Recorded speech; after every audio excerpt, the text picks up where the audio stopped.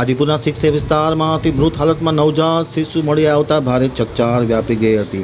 માહિતી મળતાની સાથે લોકો આ શિશુને નિહાળવા માટે એકત્ર થઈ ગયા હતા। 108 એમ્બ્યુલન્સની મદદથી તાત્કાલિક અસરથી તેમને દવાખાને ખસેડવામાં આવ્યું હતું, પરંતુ શિશુ મૃત હાલતમાં હોય તેવી જાહેરાત ફરજ પરના તબીબ દ્વારા કરવામાં આવી। મૂલ્ય નૈતિકતા અને આદર્શના બીજ રોપણ શનિ ભારતીય સંસ્કૃતિ ગાંધીધામ તાલુકાના આદિપુર ગામે વોર્ડ 6A હેમુકાલાણી નગર SRC વેજીટેબલ માર્કેટ રોડ પાસેથી મૃત હાલતમાં નવજાત શિશુ મળી આવતા લોકોના ટોળેટોળા ઉમટ્યા હતા। મળતી માહિતી મુજબ આજ રોજ તારીખ 21/9/2025ના સવારના અંદાજિત 11 વાગ્યાની આસપાસ મૃત હાલતમાં ત્યજી દીધેલ નવજાત શિશુ એક પ્લાસ્ટિકના બેગમાં આદિપુર હેમુકાલાણી નગર પાસેથી મળી આવતા લોકોના ટોળેટોળા એકઠા થયા હતા।